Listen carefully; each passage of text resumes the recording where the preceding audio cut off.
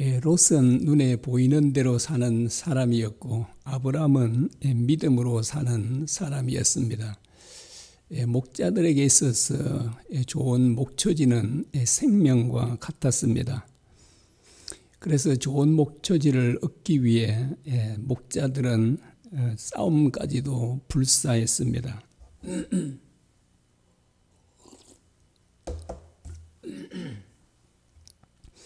그러나 아브라함은 롯에게 좋은 목초지를 먼저 선택하게 했습니다. 이런 삶이 바로 남의 유익을 구하는 삶입니다. 아브라함은 어떻게 이런 자기 유익이 아니라 남의 유익을 구하는 삶을 살 수 있었습니까? 그것은 모든 만물의 주인이신 하나님을 믿었기 때문입니다. 롯은 눈에 보이는 대로 가장 비옥한 소돔을 선택했습니다. 그는 그곳에서 많은 부를 얻었을 것입니다. 그리고 그는 생각하기를 내가 참 잘 선택하였다고 생각도 했을 것입니다. 그러나 그의 이런 생각은 얼마 가지 않아 여지없이 깨어지고 말았습니다. 왜냐하면 그곳에 전쟁이 일어나 모든 것을 다 잃게 되었기 때문입니다. 남쪽의 다슨 나라는 북쪽의 엘람 왕을 12년 동안이나 섬겨왔습니다. 그런데 13년째는 그들이 조공을 바치지 않았습니다. 이에 분노한 엘람 왕이 세 나라 왕들과 연합해서 바로 남쪽에 있는 다슨 나라를 침공했습니다. 다슨 나라의 남쪽에 있던 다슨 나라는 결국 그 전쟁에서 패하고 말았습니다. 수많은 사람들이 포로로 잡혀갔고 또 모든 재물들을 다 잃게 되었습니다. 그때 아브라함의 조카도 포로로 잡혀갔습니다. 인간적으로 생각하면 롯이 좋은 것을 먼저 선택해 갔을 때 얼마나 정말 괘씸했겠습니까? 그리고 또한 인간적으로 생각하면 참 많이 섭섭했을 것입니다.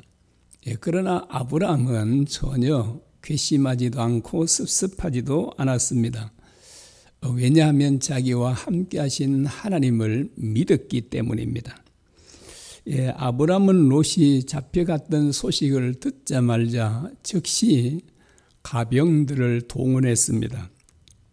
그 집에서 길리고 훈련한 318명을 거느리고 바로 그들을 대적들을 추격하기를 시작했습니다.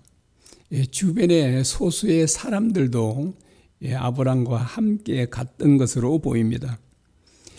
아브라함의 종들은 하나님을 경외하는 아브라함을 통해 많은 영향을 받게 되었을 것입니다. 아마 그 종들 318명이 있었으니까 전쟁에 갈 수 있는 가는 318명이 있었으니까 그의 아내와 자녀들 모두 합치면 보통 사람들이 계산하기를 1000명이 넘었을 것이다 라고 추측하기도 합니다. 아브라함이 참 얼마나 대단한 부를 가진 사람인가를 알 수 있습니다.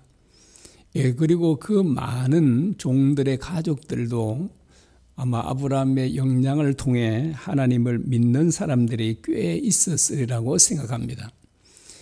그들은 참 좋은 자기의 주인을 위해서는 목숨도 아끼지 않을 수 있었습니다. 그러나 그들은 아무리 아브라함을 위해서 목숨을 건다 해도 수천 명 또는 수만 명에 이르는 연합군과는 상대가 되지 않았습니다. 아브라함도 그들의 군사력이 얼마나 막강한지를 잘 알고 있었을 것입니다. 그리고 그들을 추격하는 거리는 무려 200km가 넘습니다. 그리고 그들이 다메섹 위에 있는 호바까지 추격했다고 하니까 그 호바까지는 무려 280km가 된다고 합니다. 여러분에게 사병이 318명이 아니라 1000명이 있다면 여러분의 조카를 구하기 위해서 적각 추격할 수 있겠습니까? 저는 이 말씀을 우리 준비하면서 저는 갈 수 없겠다, 못 가겠다 그런 생각이 들었습니다. 그러나 아브라함은 조금의 망설임도 없이 추격했습니다. 우리가 잘 알고 있듯이 전쟁과 운동 경기는 완전히 다릅니다. 물론 전쟁이나 운동 경기는 싸움을 합니다. 운동 경기는 싸우기는 하지만 사람을 죽이지는 않지 않습니까? 그러나 전쟁은 상대방을 죽여야만 이길 수 있지 않습니까? 그래서 전쟁에 나간다는 것은 목숨도 잃을 각오도 해야 된다라고 하는 것을 잘 보여주는 것입니다. 그래서 아브라함이 이 전쟁에 출전했다는 것은 형제를 위해서 목숨을 바쳤다라고 하는 것을 알 수 있습니다.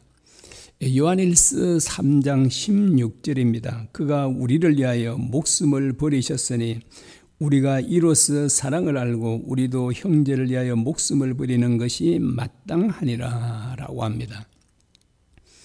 우리도 형제를 위해서 목숨을 버리는 것이 마땅하다고 합니다. 그 이유를 말씀하고 있죠. 그가 우리를 위하여 목숨을 버리셨으니 라고 말합니다.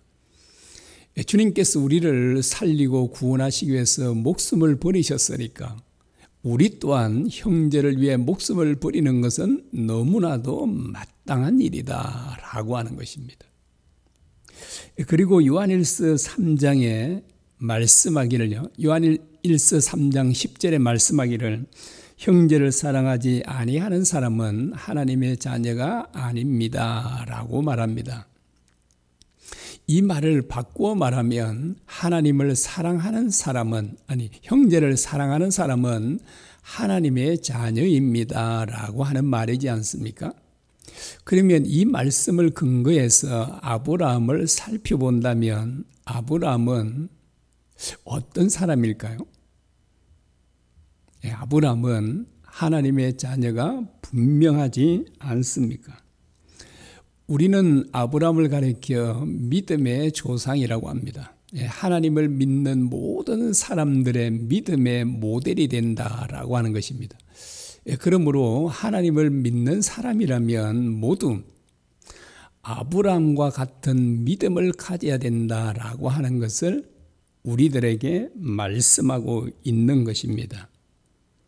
그래서 우리가 이 말씀을 우리 자신에게 적용해 보는 것입니다. 진짜 나는 형제를 사랑하고 있는지, 그래서 정말 우리가 형제를 사랑하고 있다면 나는 하나님의 자녀가 분명하다라고 하는 것입니다. 이 아브라함이 어떻게 죽음을 각오하고 롯을 구하러 갈 수 있었을까요? 그것은 자기와 함께 하신 하나님을 실제로 믿었기 때문입니다. 만일 하나님을 믿지 않았다면 롯은 아무리 조카 롯을 구하고 싶어도 갈 수가 없었을 것입니다. 왜냐하면 그 연합군은 정말 남쪽에 있는 5나라도 정말 상대가 되지 않았지 않습니까? 그리고 사실 그 말씀에도 보면 그 북쪽에 있는 엘람 왕이 이끄는 연합군이 남쪽에 있는 5나라를 치기 위해 내려올 때 그 중간에 있는 6나라도 정복을 했습니다. 그 나라들도 쳤다라고 합니다. 그래서 이제 총 그들이 친 나라들은 무려 11개 나라입니다. 11개 나라를 치고 전쟁에서 승리한 그 연합군을 어떻게 318명, 물론 그 함께 갔던 소수의 사람들 그래도 400명이 채 되지 않을 텐데 그런 사람들을 가지고 어떻게 그들의 상대가 될 수 있겠습니까? 그러나 아브라함은 전능하신 하나님께서 함께 하시면 그들을 얼마든지 이길 수 있다는 믿음을, 그런 생각을 가졌던 것입니다. 그래서 그는 아주 담대하게 318명을 거느리고 그들을 추격하게 되었던 것입니다. 기드온도 그랬습니다. 여러분 300명으로 미디안 연합군 13만 5천 명을 어떻게 이길 수 있겠습니까? 그런데 기드온은 300명으로도 무려 13만 5천 명의 대연합군을 이길 수 있다고 생각했던 것입니다. 그래서 그는 300명을 이끌고 미디안군 13만 5천 명을 향해서 나아가서 그들과 싸웠습니다. 자, 하나님께서는 이와 같죠. 자기를 믿고 의지하는 아브라함에게 그리고 바로 기드온에게 대승리를 주셨다는 것은 우리는 잘 알고 있습니다. 여러분, 우리는 왜 염려하고 두려워합니까? 그것은 바로 우리와 함께 하신 하나님을 믿지 않기 때문입니다. 왜 우리는 주의 말씀대로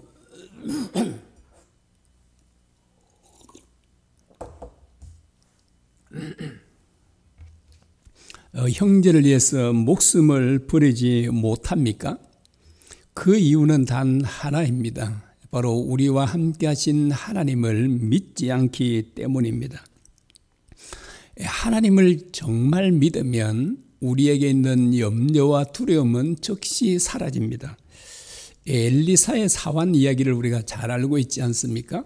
엘리사의 사환이 다음날 아침에 나가보니까 아람 군대가 완전하게 포위하고 있었습니다. 그것을 본 사환은 사색이 되었습니다. 두려워 어쩔 줄을 몰라 했지 않습니까? 그래서 엘리사 선지자가 기도하자 하나님께서 그 눈을 열어주셨습니다. 그러자 불말과 불병거들이 가득 차 있는 것을 보았습니다. 그러자 그의 두려움은 즉시 사라졌습니다. 자, 그러나 엘리사는 자기들을 보호하시는 하나님을 언제나 믿었던 것입니다.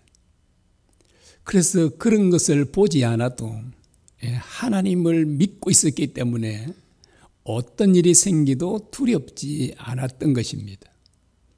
그래서 우리가 그런 것을 꼭 봐야 되는 것이 아니라 늘 우리와 함께 하신 하나님을 믿으면 그런 두려움과 염려들은 즉시 사라지게 된다는 것입니다.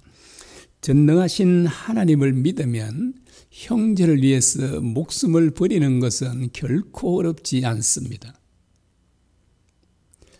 여러분, 아브라함이 하나님을 믿으니까 조카 롯을 구하러 가는데 조금도 망설이거나 주저하지 않지 않습니까? 얼마든지 나아갈 수 있잖아요. 목숨을 걸고 그 조카 롯을 구하러 갈 수 있는 것입니다. 다윗이 그렇게 고백을 합니다. 시편 3편 6절에 천만인이 나를 에워싸 진친다 하여도 나는 두려워하지 아니하리다 라고 말합니다. 여러분, 천만인이 둘러 진치는데 어떻게 두려워하지 않을 수 있습니까? 그런데 다윗은 두렵지 않다고 합니까? 두렵지 않다고 합니다. 왜 그럴까요? 자기와 함께 하신 하나님을 믿었기 때문입니다. 그리고 시편 56편 4절에도 이렇게 말합니다. 내가 하나님을 의지하여 쓴적 두려워하지 아니하리니 혈육을 가진 사람이 내게 어찌하리까 라고 말합니다. 다윗은 하나님을 의지하여 쓴적 두렵지 않다고 합니다. 두려워하지 아니한다라고 합니다. 그래서 혈육을 가진 사람은 자기를 어떻게 할 수 없다라고 하는 것을 그는 굳게 믿고 있었습니다. 그래서 어떤 대적들이 자기를 치려해도 그는 두려워하지 않았습니다. 우리는 주님께서 그 정말 위대한 약속을 잘 알고 있습니다. 마태복음 28장 마지막 절입니다. 내가 항상 너희와 세상 끝날까지 너희와 항상 함께 있으리라 라고 하는 말씀입니다. 여러분, 정말 얼마나 위대한 약속입니까? 여러분, 이 약속이 정말 사실일까요? 사실이잖아요. 하나님은, 주님은 언제나 우리와 함께 하십니다. 그런데 주님은 언제나 우리와 함께 하시는데 우리는 그 함께 하시는 주님을 믿지 못하고 있습니다.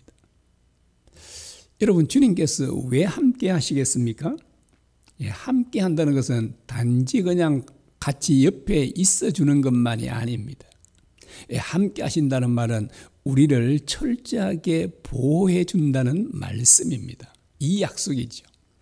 주님께서 이렇게 우리를 철저하게 보호해 주신다면 감히 누가 우리를 해할 수 있겠습니까?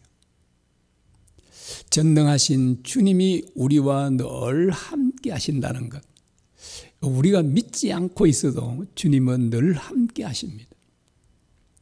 우리가 어디를 가든 주님은 늘 우리와 함께 하시고 동행해 주십니다. 그런데도 불구하고 우리는 그 주님을 의지하지 아니하므로, 믿지 아니하므로 어떤 일이 생기면 염려하고 두려워 떨게 됩니다. 오늘 아침에 우리가 이 말씀 기억하시면 좋겠습니다.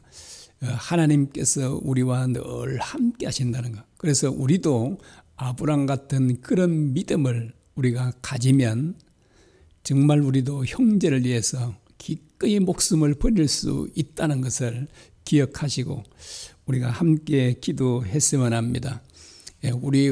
주님께서 우리에게 위대한 약속하셨지 않습니까? 세상 끝날까지 너희와 항상 함께 할 것이다. 우리가 어디에 있든지 무엇을 하든지 주님은 언제나 우리와 함께 하십니다. 그 주님을 전적으로 믿고 의지하는 저와 여러분이 되기를 바랍니다. 우리 이 말씀 기억하면서 함께 기도하겠습니다.